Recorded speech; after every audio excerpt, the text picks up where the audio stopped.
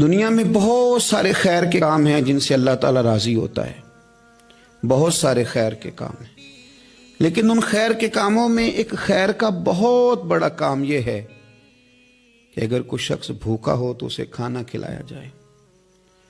یہ پیٹ کی آگ جب جلتی ہے تو بڑی تکلیف دیتی ہے۔ جب کچھ لوگ بھوکے ہوتے ہیں اور کچھ اتنا پیٹ بھر کے کھا رہے ہوتے ہیں کہ وہ لوگ ضرورت سے زیادہ آسائشوں میں چلے جاتے ہیں تو اس سے تفریق بھی پیدا ہوتی ہے اور اس سے معاشرے میں گھٹن بھی آتی ہے۔ کسی بھوکے کو کھانا کھلانا، پیٹ بھر کے روٹی دینا، اس کی اشکشوئی کرنا بہت بڑی عبادت ہے، یہ بہت بڑا احسار ہے۔ ہمارے صوفیہ کرام نے آستانوں کے ساتھ، خانقاہوں کے ساتھ جو لنگر خانے بنائے، اس کی وجہ یہ تھی کہ طلباء، سالکین طریقت اور وہ لوگ جو غریب ہیں وہ آئیں گے، یہاں سے کھانا کھائیں گے۔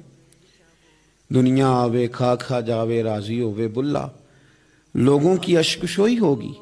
میرے نبی پاک صلی اللہ تعالی علیہ وسلم نے فرمایا قیامت کے دن اللہ تبارک و تعالی فقراء سے فرمائے گا کہ اٹھو، جس نے تمہیں کھانا کھلایا تھا اس کا بازو پکڑ کے جنت میں لے جاؤ، جس نے تمہیں پانی پلایا تھا اس کا بازو تھام کے جنت میں لے جاؤ، جس نے تمہیں کپڑا پہنایا تھا اس کا بازو تھام کے جنت میں لے جاؤ۔ پھر وہ غریب لوگ، وہ فقراء اٹھیں گے، کسی کو اس لیے جنت میں لے جائیں گے کہ اس نے کھانا کھلایا تھا، کسی کو اس لیے جنت میں لے جائیں گے کہ اس نے پانی پلایا تھا، کسی کی اس لیے اللہ کے حضور سفارش کریں گے کہ اس نے کھانا کھلایا تھا۔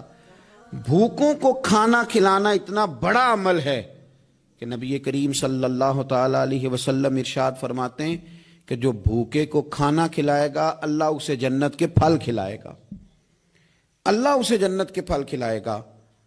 یہی ہے ذوق عبادت کی انتہا ساغر، یہی ہے ذوق عبادت کی انتہا ساغر کہ غم حیات کے ماروں کا احترام کرو۔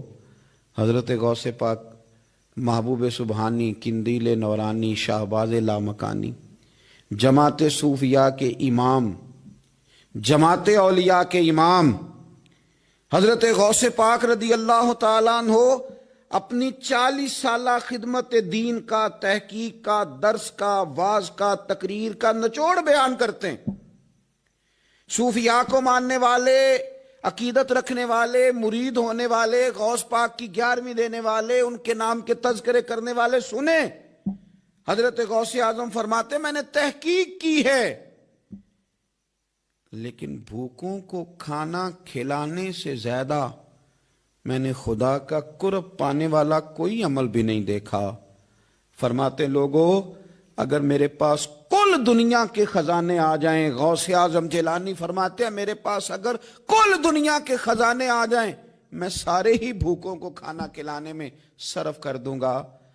اگر پیران پیر کہتے ہیں کہ اٹھو بھوکوں کو کھانا کھلاؤ تو پھر وہ طریقت سے تعلق رکھنے والے، خانقاہیں بنانے والے، ان کا نام جپنے والے، منقبتیں لکھنے والے، ان کے تذکرے کرنے والے، ان کے آراس منعقد کرنے والے جس قدر زیادہ دنیا میں موجود ہیں، اگر وہ غوث پاک کی اس تحقیق پر عمل کرتے، وہ کہتے ہیں میں نے تحقیق کی ہے، بھوکوں کو کھانا کھلانے سے زیادہ اللہ کا قرب دینے والا کوئی عمل نہیں، تو پھر چاہیے تھا نا ان کے ماننے والے دنیا میں پھیل جاتے، ڈھونڈ ڈھونڈ کے بھوکوں کو کھانا کھلاتے، وہ اپنے پیر کی اس تحقیق پر عمل کرتے۔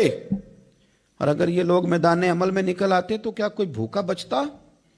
جتنی تعداد میں غوث اعظم کے ماننے والے ہیں اگر وہ کھانا کھلانے پہ نکل آتے تو کیا کوئی ماں رات کو اس لیے روتی کہ اس کے بچے نے روٹی نہیں کھائی؟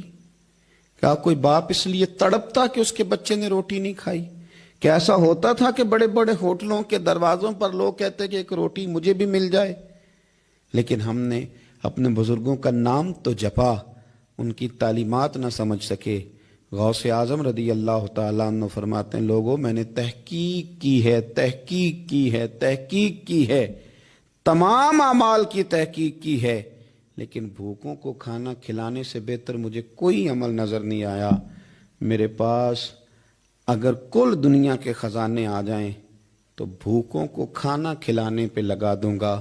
یہی ہے ذوق عبادت کی انتہا ساغر کہ غم حیات کہ ماروں کا احترام کرو۔ آخر دعوانا ان الحمدللہ رب العالمین۔